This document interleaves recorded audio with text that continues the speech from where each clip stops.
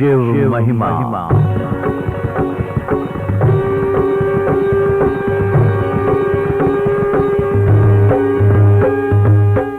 प्रस्तुत है शिव पुराण एवं अन्य पुराणों और उपनिषदों पर आधारित ये कार्यक्रम शिव महिमा। ओम जय शिव ओंकारा, प्रभु हर शिव ओंकारा। ब्रह्मा विष्णु सदा शिव, ब्रह्मा विष्णु सदा शिव, अर्धांगी धारा।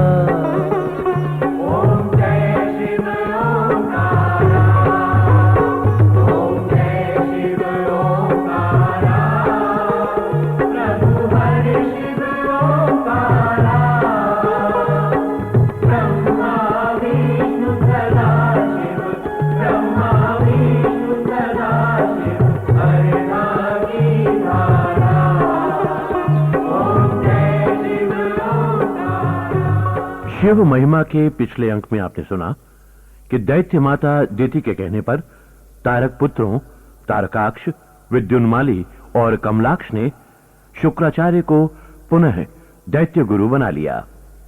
शुक्राचार्य ने उनसे ब्रह्मा जी की आराधना करने के लिए कहा। ब्रह्मा जी ने तीनों की तपस्या से प्रसन्न होकर उन्हें 3 अभेद्य नगर प्रदान किए।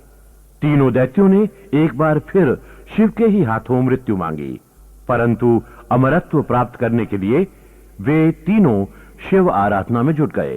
प्रसन्न होकर भगवान शिव शंकर ने तीनों दैत्य भ्राताओं का वध करना अस्वीकार कर दिया। उनसे भगवान विष्णु की शरण में जाने को कहा। प्रस्तुत है इसके आगे की कथा। रूपांतरकार और निर्देशक हैं अनिल सूद।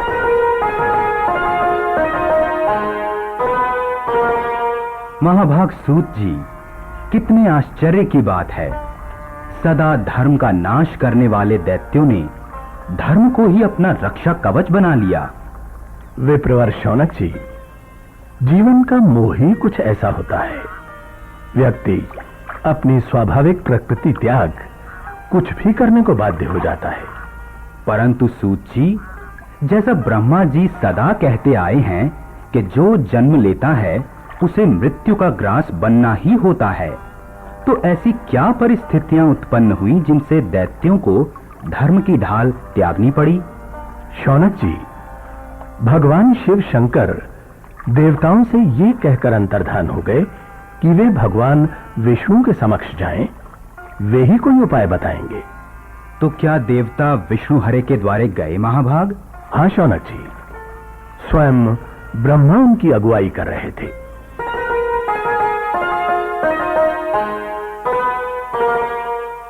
नारायण नारायण नारायण। ये तो वास्तव में बड़ी ही विकट समस्या उत्पन्न हो गई है विधाता। दैत्य इसी प्रकार धर्माचरण करते रहे तो वे शीघ्र ही सबके पूज्य बन जाएंगे। देवताओं और दैत्यों में क्या अंतर रह जाएगा? आपका कथन सत्य है नारद मुनि। हो सकता है मानव हमारी पूजा ही छोड़ दे। वायुदेव, इस समय प्रश्न पूज्य अपूज्य का नहीं है। प्रश्न है दैत्य शक्ति का, जो उनकी धर्मपरायणता के कारण बढ़ती ही जा रही है। शुक्राचार्य अवश्य ही हम पर हंस रहे होंगे। तारक पुत्रों ने वरदान ही ऐसा मांगा है जिसका तोड़ असंभव प्रतीत हो रहा है। नारायण नारायण। परमपिता, आपके मुख से असंभव शब्द सुन मन बड़ा क्लांत हुआ। आप तीनों प्रभु तो सर्वशक्तिमान हैं। मुने नारद, हमारी शक्तियां अधर्म के नाश के लिए हैं, ना कि धर्म के विनाश के लिए। नारायण नारायण। श्री विष्णु हरे, आपको स्वयं अपने हाथ मैले करने की क्या आवश्यकता है? हम आपका तात्पर्य नहीं समझे नारद। ऐसा हो सकता है महाप्रभु, आप अंतर्यामी अपने भक्त का तात्पर्य न समझ पाए। त्रिपुर में धर्म विनाशक की उत्पत्ति तो आपके लिए कोई बड़ी बात नहीं है। ठीक है मुने नारद, आपकी ये इच्छा हम अभी पूर्ण किए देते हैं। नारायण नारायण। त्रिपुर में अधर्म अथवा नास्तिक शास्त्र का प्रचार ही तारकाक्ष, विद्युन्माली और कमलाक्ष की शक्ति को क्षीण करेगा।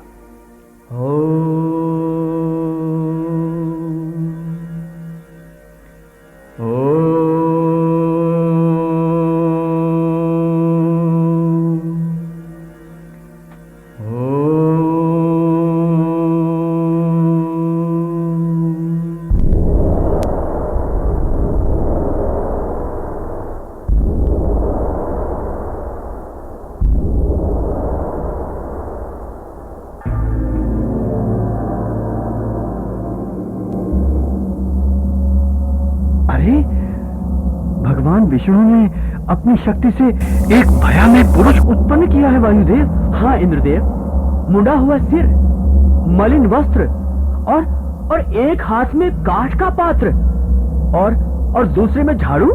मुनि रूप धारण किए इस व्यक्ति के मुख से धर्म धर्म की वाणी फूट रही है। हाँ। हे भगवान विष्णु, मैं कौन हूँ? मेरा नाम क्या है? तुम मेरे ही अंग से उत्पन्न, अतः मेरे ही स्वरूप हो। तुम्हारा मुख्य नाम अहिरन होगा। प्रभु, मेरी उत्पत्ति का उद्देश्य बताएं। अहिरन, तुम्हें दैत्यों और मानवों के बीच नास्तिक शास्त्र का प्रचार करना है। इसके लिए मुझे क्या करना होगा? तुम 16,000 श्लोकों वाले एक ऐसे शास्त्र की रचना करो जो वर्णाश्रम धर्म में वर्जित हो। इसमें अभ्रंश शब्द तो हो ही, कर्म से संबंधित विवाद भी हो। तुम्हें सबके मन में ये धारणा बैठानी है कि स्वर्ग और नर्क यही हैं और कहीं नहीं। मुझे ऐसा प्रचार कहाँ करना होगा भगवान? मेरी आज्ञा से तुम त्रिपुर जाओ, पहले वहां की प्रजा और फिर त्रिपुरासुर तारकाक्ष, विद्युन्माली तथा कमलाक्ष को अपना शिष्य बनाकर वहां तमोगुण का प्रकाश करो। मेरा आशीर्वाद तुम्हारे साथ है। शीघ्र ही तुम्हारे नास्तिक धर्म का विस्तार होगा। जैसी आज्ञा महाप्रभु।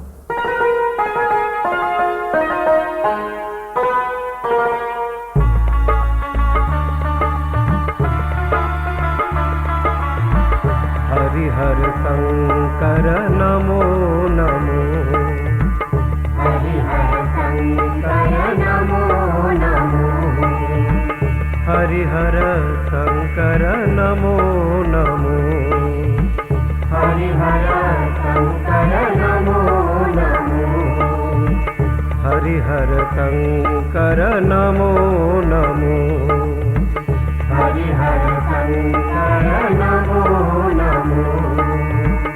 अहि साई अहि अंग विभूषण, अहि साई अहि अंग विभूषण, अमियदान बल विषहारी, नीलकंठ वर नीलकलेवर, नीलकंठ वर नीलकलेवर, प्रेम परस्पर कृतहारी, प्रेम परस्पर कृतहारी।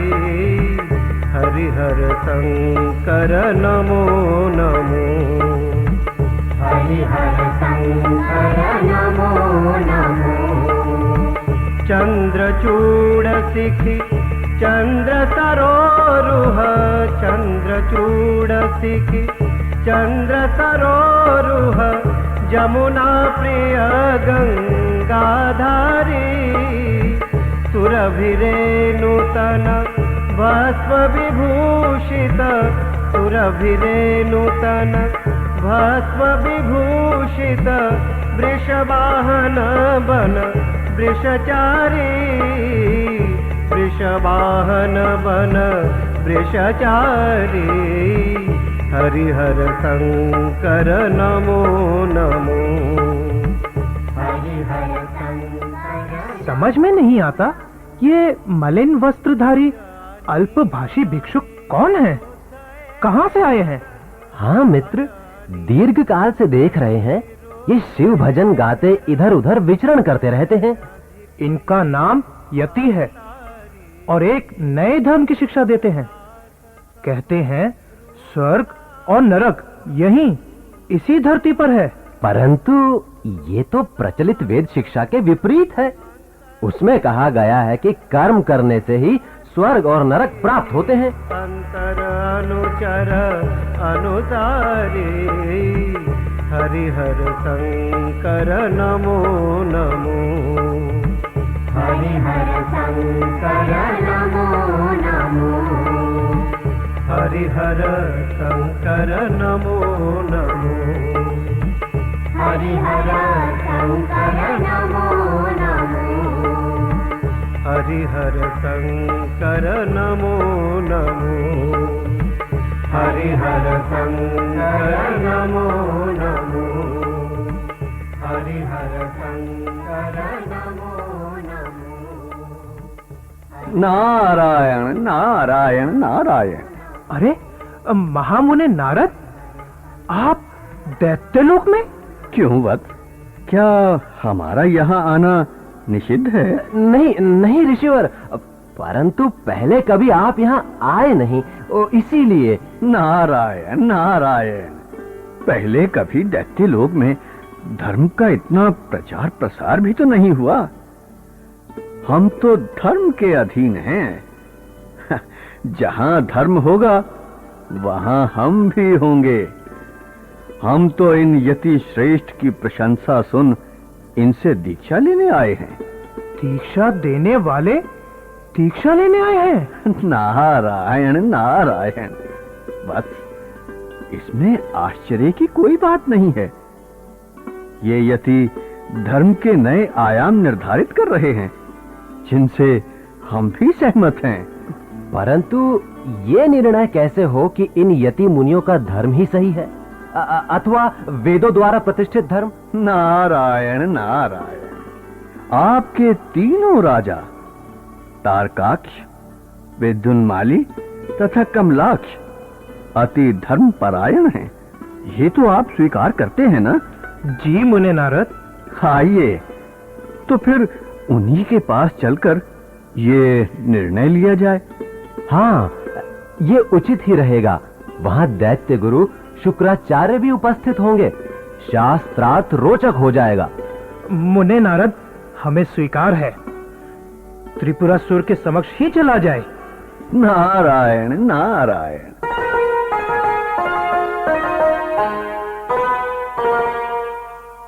ब्रह्म ऋषि नारद के आगमन से त्रिपुर धन्य हुआ, धन्य हुआ। मैं तारकाक्ष धन्य हुआ, धन्य हुआ। विद्युन्माली का प्रणाम स्वीकार करें मुनिश्रेष्ठ। और कमलाक्ष का भी। त्रिपुरासुर, ये नारद आप धर्मपरायण महादैत्यों को भला क्या आशीर्वाद दे सकता है? परंतु अचानक आने का उद्देश्य तो बता सकता है। नारायण नारायण, एक ऋषि द्वारा दूसरे ऋषि का ऐसा कटु स्वागत? नारायण नारायण। एक ऋषि दूसरे ऋषि का स्वागत नहीं कर रहा है नारद। एक दैत्य गुरु अपने दुश्मनों के दूत से प्रश्न कर रहा है। इससे पूर्व आपने कभी दैत्यों को अपना स्वागत करने का अवसर नहीं दिया। आप सत्य कह रहे हैं दैत्य गुरु। आपने इससे पूर्व हमें कभी यहाँ आने का अवसर प्रदान ही नहीं किया, परंतु अब ये अवसर प्रदान करने वाले आप स्वयं ही हैं। हम समझे नहीं। नारायण नारायण, आज आपकी कृपा से, महाप्रभु शिव शंकर की स्तुति से पूरा दैत्य साम्राज्य गूंज रहा है। जहां उनके भक्त होंगे वहां हम ना हो, ये कैसे संभव है? हम धन्य हुए ब्रह्मर्षि। हम न कहते थे दैत्य गुरु, हमारे प्रपौत्रों से सभी देवताओं को प्रसन्न होना ही पड़ेगा। आज तीनों महाप्रभुओं के दूत नारद आए हैं। कल स्वयं देवाधिदेव हमारे प्रपौत्रों को आशीर्वाद देने आएंगे। दैत्य माता दीदी, आप फिर अहंकार की ओर अग्रसर हो रही हैं। नारद की कूटनीति से आप अवगत नहीं है क्या? नारायण नारायण। क्यों दैत्य गुरु शुक्राचार्य, धर्म विस्तार के कार्य में योगदान को आप कूटनीति की संज्ञा क्यों दे रहे हैं? धर्म विस्तार? कैसा धर्म विस्तार? नारायण नारायण, हम तो इन यतियों की शिक्षा से प्रभावित होकर इनसे दीक्षा लेने आए थे। हमें इनका धर्म सर्वोत्तम प्रतीत होता है। यतिवर, अपने धर्म की व्याख्या कीजिए। शुक्राचार्य, हमारा ज्ञान वेदांत का सार है। ये अनादिकाल से चला आ रहा है। इसमें कर्ता का कर्म नहीं होता। सब कुछ आप ही प्रकट हो, आप ही लीन हो जाता है। आत्मा में ही ईश्वर का वास है। समय आने पर शरीर नष्ट हो जाता है, आत्मा ईश्वर में लीन हो जाती है। यदि आत्मा ईश्वर में लीन हो जाती है तो प्राणी को अपने कर्मों के अनुसार स्वर्ग नरक की प्राप्ति कैसे होती है? दैत्य गुरु, किसने देखा स्वर्ग कैसा, नरक कैसा? शास्त्रों के अनुसार उनकी प्राप्ति मृत्यु के पश्चात होती है। कोई है ऐसा जिसने आपको मृत्यु के पश्चात बताया हो कि स्वर्ग ऐसा तथा नरक वैसा? अरे, यति के इस प्रश्न से शुक्राचार्य भी निरुत्तर रह गए। यति कह भी तो ठीक ही रहे हैं। परंतु यति श्रेष्ठ, सभी की मान्यता है कि जहां सुख मिले वो स्वर्ग, जहां दुख भोगने पड़े वही नरक। तो फिर दूसरे लोक में सुख और दुख की तलाश क्यों? यही कर्म करके सुख भोगो, स्वर्ग की प्राप्ति यही हो जाएगी। आनंद ही ब्रह्म है। शरीर शीघ्र ही नष्ट होने वाली वस्तु है। अतः ज्ञानी व्यक्ति को शारीरिक सुख का भोग समय रहते ही कर लेना चाहिए। वेद भी सुख का साधन करने को कहते हैं। सुख पूर्वक मरना ही मोक्ष है। अर्थात यतिवर, सुख के जो भी साधन हैं, उनका जीवन रहते उपयोग कर लेना चाहिए। हाँ, शरीर के स्वस्थ रहते ही सुख का साधन कर लेना चाहिए। बुढ़ापा आ जाएगा तो सुख का अर्थ ही क्या रह जाएगा? यति ठीक कहते हैं। बुढ़ापा कष्टप्रद होता है, नरक समान होता है। फिर तो पूजा, यज्ञ, तीर्थ आदि अर्थहीन हो जाते हैं। जो समय हम इनमें व्यतीत करते हैं, उस समय में भी हम सुख उठाने का प्रयास करें तो स्वर्ग सुख अधिक भोग सकते हैं। वाह, ये तो बहुत उत्तम युक्ति है सुख उठाने की, अर्थात स्वर्ग प्राप्त करने की। अरे, हम तो व्यर्थ ही प्रभु भक्ति में समय व्यतीत कर रहे थे। यतिवर हमें पहले मिल जाते तो इस समय का सदुपयोग कर लेते। ठहरो मूर्खों, तुम किसके बहकावे में आ रहे हो? ये अवश्य ही देवताओं की कोई कूटनीति है। हम आपकी बात नहीं मानते शुक्राचार्य। कोई भी देवता अपनी भक्ति बंद करवाना नहीं चाहेगा। देवताओं ने तो हमें स्वर्ग प्राप्ति का सरल मार्ग दिखा दिया है। आओ मित्रों, चले, आओ आओ। आज से हम यति श्रेष्ठ के दिखाए मार्ग का ही अनुसरण करेंगे। आओ, चलो चलो, आओ, चलो, चलो। नारायण नारायण। चलो नारद, तुम भी चलो, तुम्हारा कार्य भी संपन्न हुआ। नारायण नारायण। हरिहर शंकर नमो नमो। हरिहर शंकर नमो नमो। हरिहर शंकर नमो नमो। हरिहर शंकर नमो नमो। हरिहर शंकर नमो नमो। हरिहर शंकर नमो नमो। अहिताई अहि अंग विभूषण। अहिताई अहि अंग विभूषण।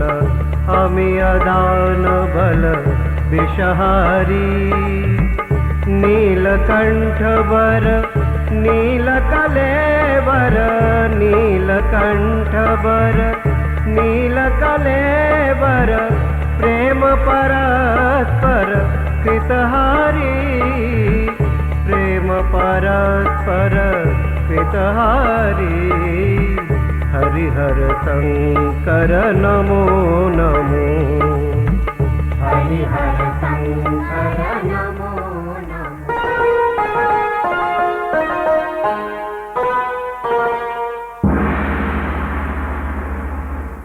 नारायण नारायण।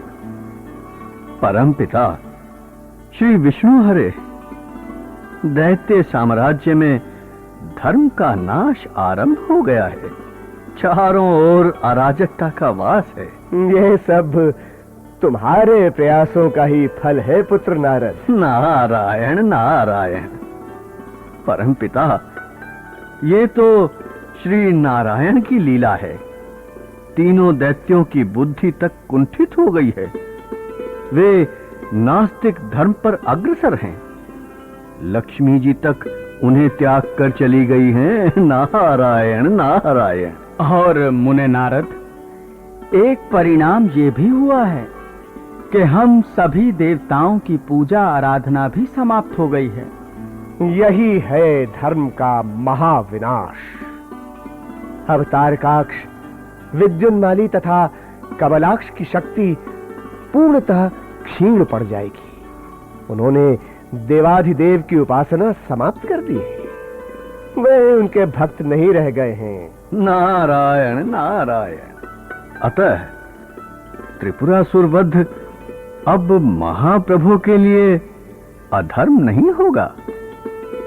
आइए देवतागण, एक बार पुनः प्रभु शिव शंकर की सेवा में चलते हैं। नारायण नारायण।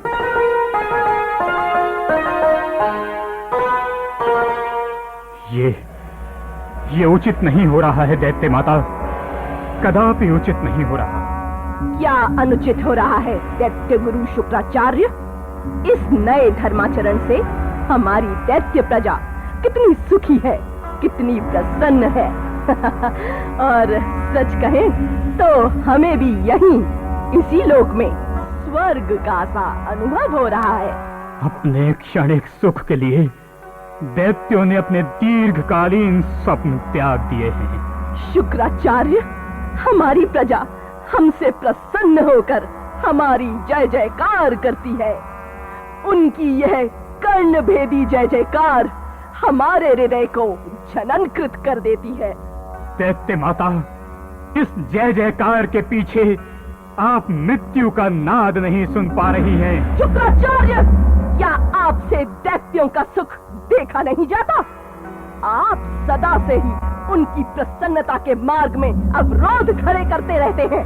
हम उनके सुख के मार्ग में नहीं, उनके और उनकी मृत्यु के मार्ग में अवरोध खड़ा करना चाहते हैं। उन्हें इस स्वर्गिक सुख से वंचित करके? हाँ, यदि उनके भविष्य के लिए ऐसा करना उचित है तो उनके गुरु होने के नाते हम यही करना चाहेंगे।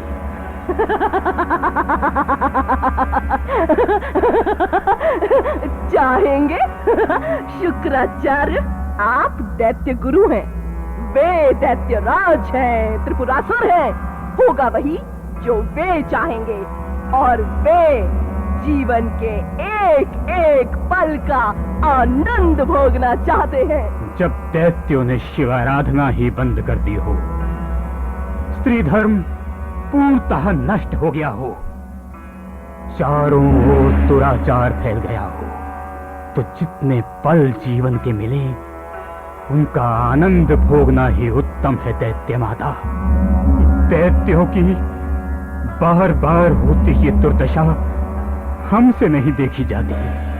इस बार हम स्वयं अपने पद को त्यागते हैं।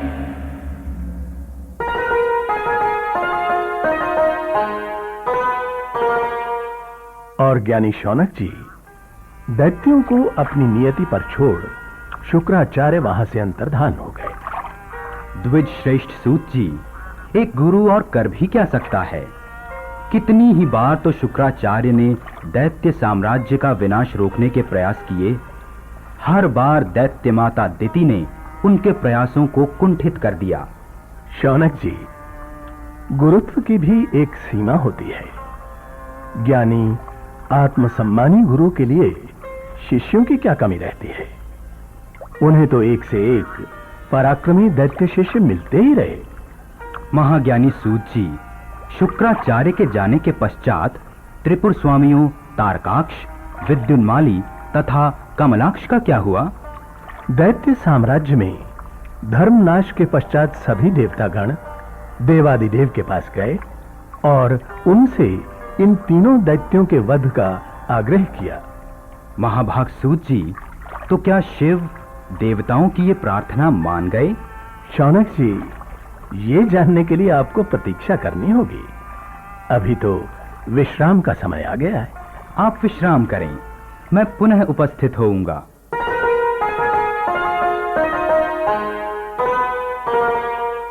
श्रोताओं, शिव महिमा के आज के प्रकरण की कथा शिव पुराण के रुद्र संहिता के 5वें खंड के प्रथम अध्याय से लेकर 5वें अध्याय तक से ली गई थी।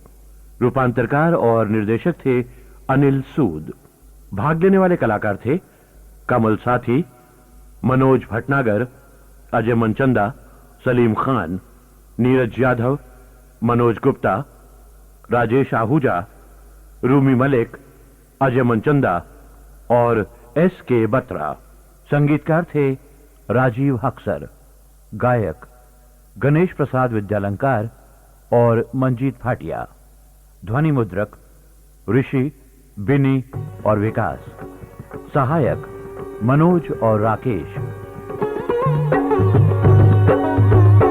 ओम जय शिव ओमकारा, प्रभु हर शिव ओमकारा।